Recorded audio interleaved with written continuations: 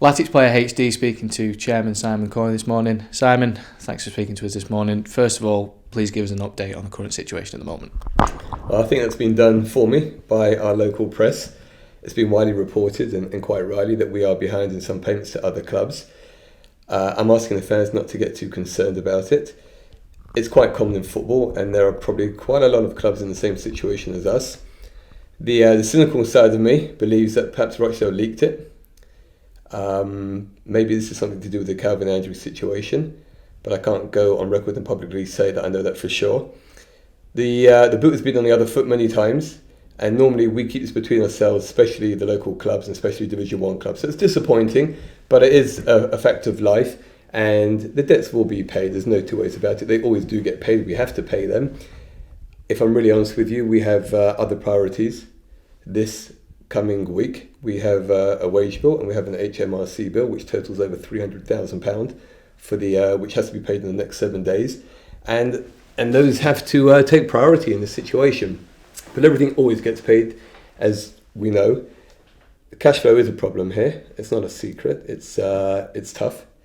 I think we have suffered with the crowds. There's no two ways about it. We've also made a few contributions to fans. We've reduced the season ticket prices, and that cost us a great deal of money. It was calculated, and we did it so that the fans would feel that they are getting some kind of benefit with regards to their season ticket. And we've also now become the lowest price for pay on the day and prepay match tickets as well.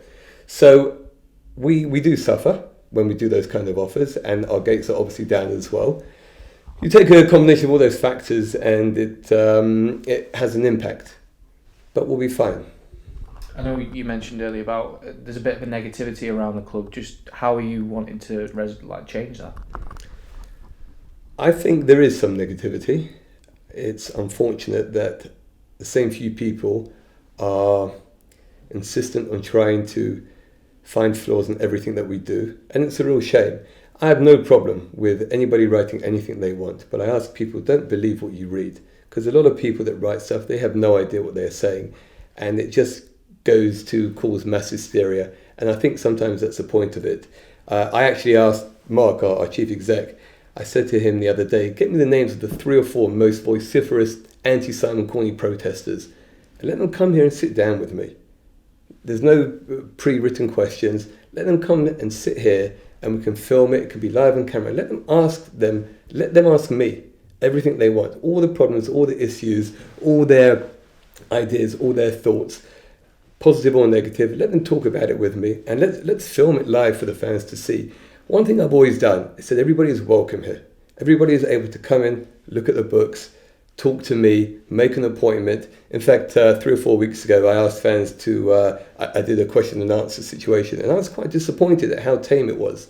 I want people to challenge us. We've never hidden behind anything. It's not a secret things are tough here, but we're still in Division 1, and that's why they're tough. It'd be a lot easier for us in the division below, but we don't want to be in the division below. I've never wanted to do that, and we've always tried to do the best we can to stay in this division.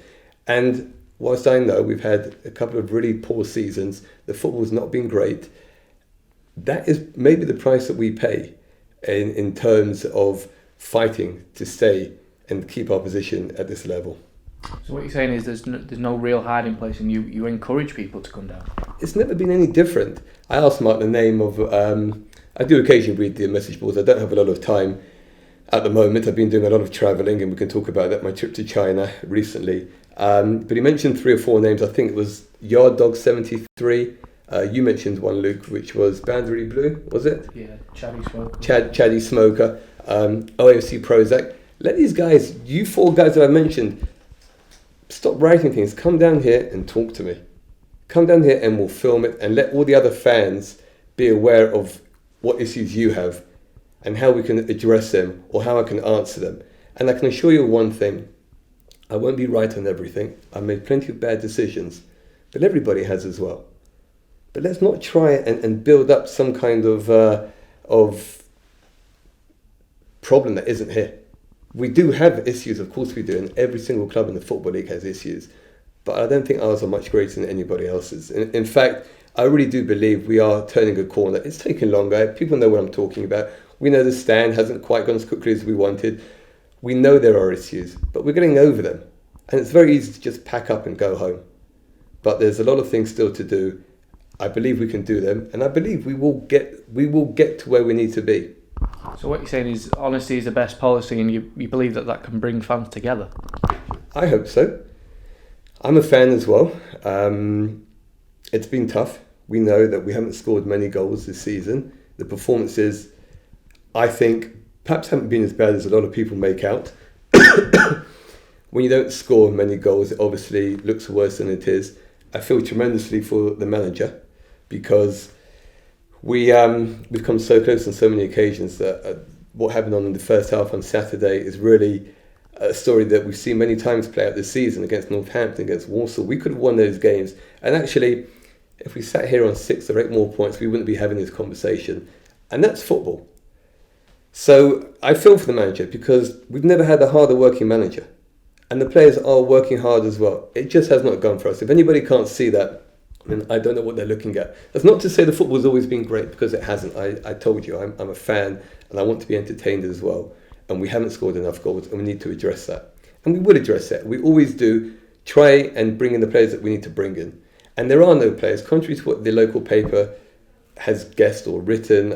Sometimes you just wonder where they get those stories from, but they have the job to do. And if they don't write things about the club, I guess they're going to be out of a job. So they have to try and write something. Often you see a story and you think, well, somebody's just tweeted that a couple of hours beforehand. Why are you writing that now? But it is what it is. And I've learned to deal with that. And I'm careful what I say to the media now myself. But it's not all bad. It really isn't. And we have to remember that. There's nothing more that will lift the mood than a win tonight against Port Vale. Sure, and we are capable of winning every game. I don't think Scunthorpe will play a team this season that gives them too hard the games, and they are top of the table. We know we just need the ball to go in the back of the net. And let me assure everybody as well that if the manager needed players now, we'd find a way to get the players now, because we always do. And this talk about Anthony Gerrard, he's been with us for a month. But no, again, it's the kind of thing where people are just guessing. He's injured. He's doing a little bit of light training at the moment, but he's way off. But if Anthony Gerrard was fit and ready to go, I'd be the first one to sign him. I wanted him here from the very beginning. And there are no free agents out there that the manager wants today. There just aren't. We've had the list. If we need to bring players in, we'll find a way to bring players in. And again, I want to say, it's not right that we're late with payments. I don't want to be late with payments. But there are cash flow issues. And a lot of people that are criticising us have cash flow issues both personally and at their own business. And it's disappointing for me when people really take the club to task for being late. And I'm sure most of those people have been late paying their council tax or their Sky bill. And I would never dream of doing the same to them. So I'm just asking people, try and remain positive. We're not going anywhere. We can turn the corner. It's not been great. We all know that. But that's why we support the football club, because the highs and the lows. And maybe if we do get a result against Lincoln, or we can beat Walsall in the checker trade, maybe there's some nice surprises around the corner as well. But we have to stick together, and we have to try and lose that negative mentality that very few people have it, but they're still very loud about it. And I think they impact on the fans that are more positive. So one thing you can confirm to supporters is that if funds are if a player is made available, funds will be found. Haven't we always done that? Year after year, I've backed manager, I've found money for players. I could go on forever. This time last year, everybody wanted to get rid of half the players, and they now want to keep. Everybody the year before that were worried we weren't going to keep Fort and Liam Kelly and Mike Jones, and we ended up keeping them all, and we still didn't have a particularly good season. It's football. Nobody knows. What I do know is that I believe in the manager, I believe in Barra Club, I believe in the team that we have put together, and I also think he would have a very, very good career as a manager. I really do. People forget it's his first time as his own full-time manager. We have no divine right to believe he should walk into the job and have us at the top of the table. It might take 6 months, a year or 2 years to learn the way Division 1 and English football works. But he will get it right because nobody works harder than him. One question what has been asked recently is the role of Sean O'Driscoll. Can you clear that one up? Sure, absolutely.